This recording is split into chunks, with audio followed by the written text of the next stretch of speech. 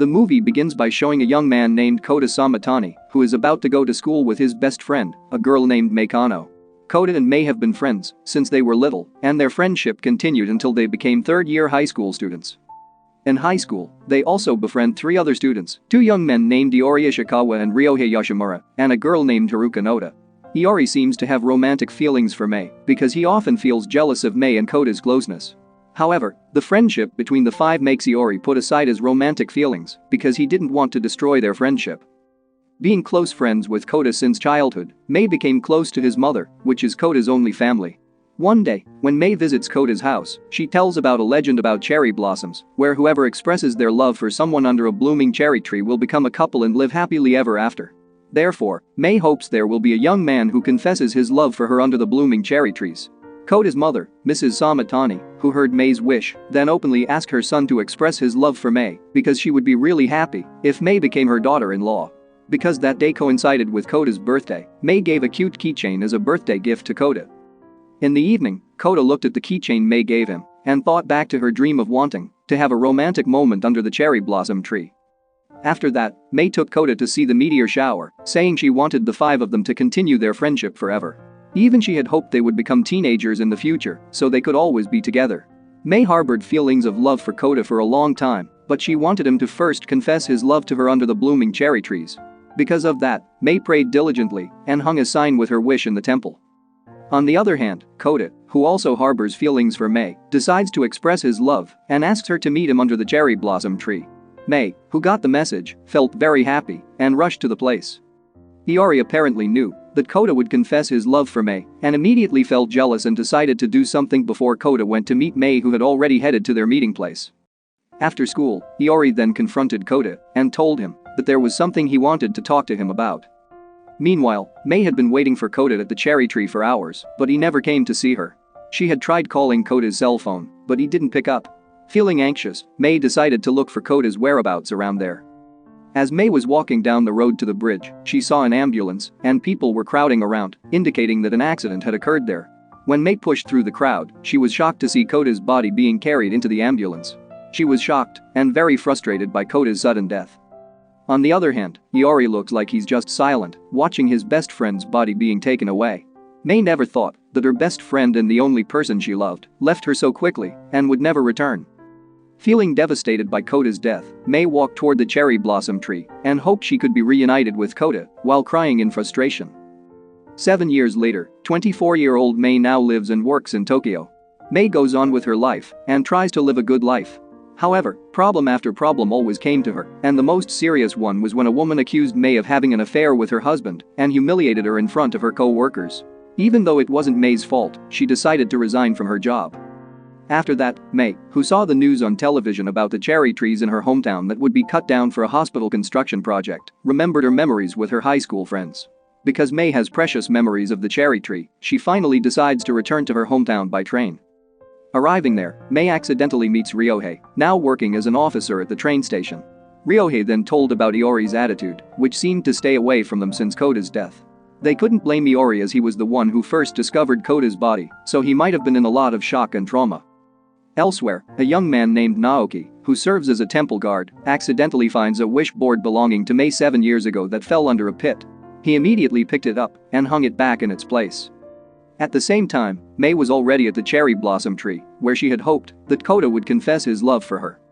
Not long after, a strong wind blew and cherry blossom petals flew toward her, so May had to close her eyes. However, when May opened her eyes, she was shocked when she saw Kota standing in front of her, and his appearance was still the same as 7 years ago.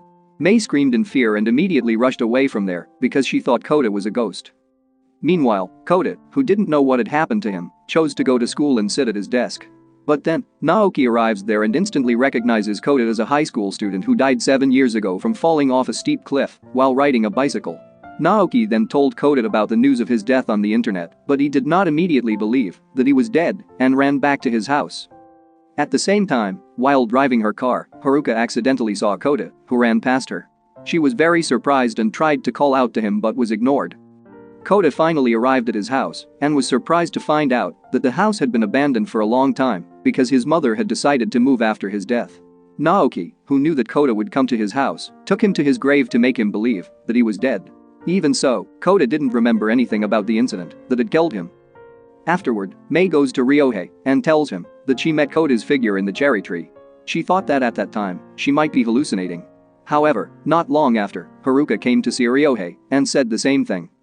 Knowing that she wasn't the only one who saw Kota come back to life, Mei went to the temple and prayed that she would be reunited with him.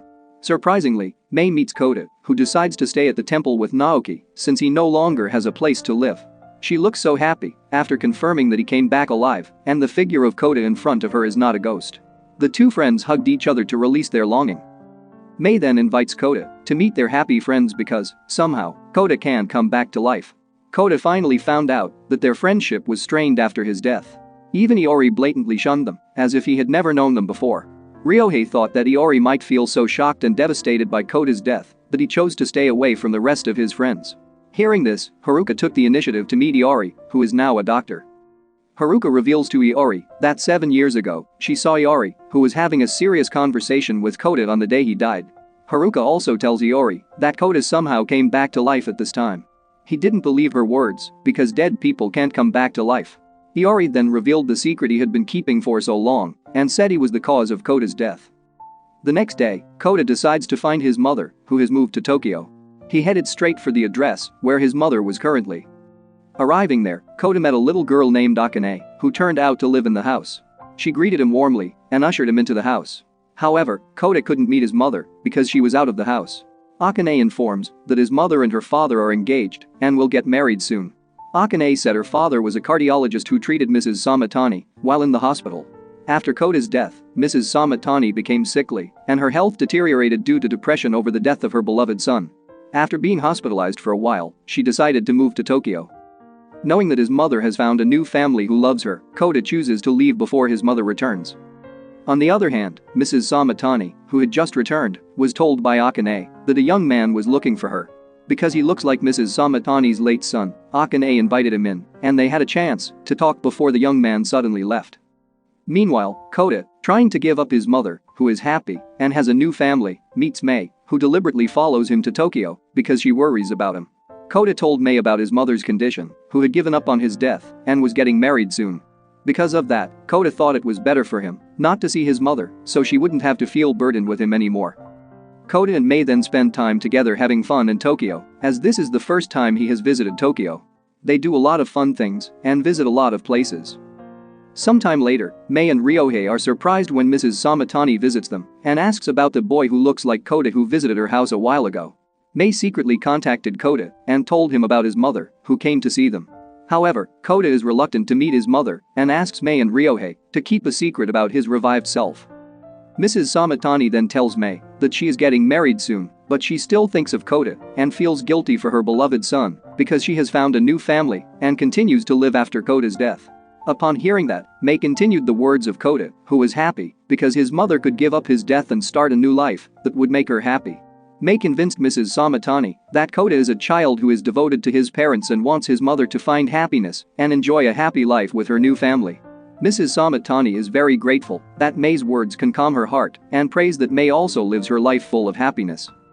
After that, Mei met Kota and chatted with him while enjoying the food from Mrs. Sometani, who then made Kota cry because he remembered the moment he was together with his mother. The following day, Mei, who was trying to help a girl who was a victim of an accident, accidentally met Iori when she took the girl to the hospital. After Iori treated the patient, he went to meet Mei, and they chatted after not seeing each other for so long. Mei is very impressed with Iori, who has succeeded in pursuing his dream of becoming a doctor while she is just living an ordinary life. Mei then talks about Kota and hopes that Iori can meet him and reunite with them. A few days later, Iori finally met Kota, hanging out with his friends. In front of his friends, Iori then tells the truth about what happened to Kota. That day, Iori discovers that Kota will confess his love for Mei. Because of that, he invited Kota to talk because Iori also harbored feelings of love for Mei. Iori says that he won't give up on his feelings for Mei and asks Kota to have a bicycle race with him, and whoever wins will confess his love for Mei first. Kota agreed to Iori's request and did his bicycle race with him. Iori made it to the finish line first and waited for Kota there.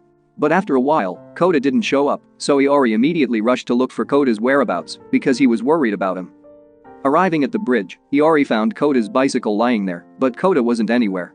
He rushed to look for Kota's whereabouts and finally found Kota lying at the bottom of the abyss in a lifeless state. Iori blamed himself from then on. If he had never asked Kota to race a bicycle, maybe until this moment, he was still alive and hanging out with them. Iori then apologized to Kota for indirectly causing his death.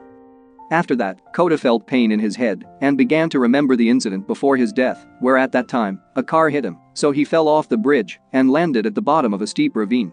Kota still had time to wake up and knew that a man was looking at him from the top of the bridge. He tried to ask for help, but the man left him instead. Mei then told Iori about this and asked if he saw a car passing nearby at the time of the incident. Surprisingly, Iori still clearly remembers that the only car that passed while they were doing the bicycle race was the car driven by Mayor Kaike, because the road was not a road frequented by vehicles.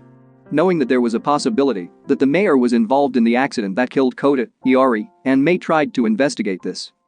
After conducting an investigation, Iori and Mei discover that the mayor took this route on the day of Kota's death, which is the only way to get to his destination. The mayor was most likely the one who had bumped into Kota and had purposely covered up the incident so as not to damage his image in the eyes of the public. Iori and Mei then meet Mayor Kaike and confront him about the incident that killed Kota. However, the mayor denied the accusations and denied that he had no recollection of the events 7 years ago. Mei immediately became angry with the mayor for not helping Kota, even though he had a chance to save Kota, who was still alive at that time. Mayor Kaike continues denying Mei's accusations against him, challenging them to prove his involvement in the incident. Meanwhile, Kota, under the cherry blossom tree, was approached by an old man who knew that he was a dead man who had come back to life. The old man told Kota that he would disappear along with the last cherry blossom petals that fell from the tree. Knowing he doesn't have much time, Kota invites his friends to spend time together and do fun things. Kota, who knows that Iori still harbors feelings of love for Mei, even after 7 years have passed, suggests that Iori express his love for her. Kota wanted to make Mei happy in her last moments and wished that she would always live happily, even though he was gone from his side for good. Kota hopes his friends will no longer feel burdened by his death and can reunite and live happily even without him. The next day, Mei comes to the temple to meet Kota, but Naoki says that Kota has left and may not return again. Elsewhere, Iori decides to expose Mayor Kaike's crimes, including the hit-and-run incident that killed Kota. After Mayor Kaike is arrested and will be tried for all the crimes he has committed, Iori goes to Mei and tells her to meet Kota at the cherry tree one last time. Mei rushed to where Kota was waiting for her under the cherry tree. Kota then expressed his love for Mei and revealed that he had loved her for a long time.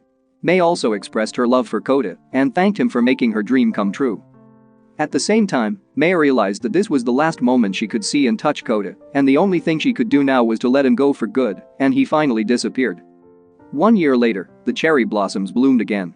Because Iori managed to uncover Mayor Kaike's scandal, the cherry tree was not cut down, so Mei could visit the cherry tree again in her spare time. The film ends with Mei reuniting with Iori, Haruka, and Ryohei under the cherry blossom tree, where Kota's figure will forever live in their hearts. The moral that can be learned from this movie is that letting someone go will bring good and happiness to us. Because we will no longer sink into sadness and can move forward to start a new and better life.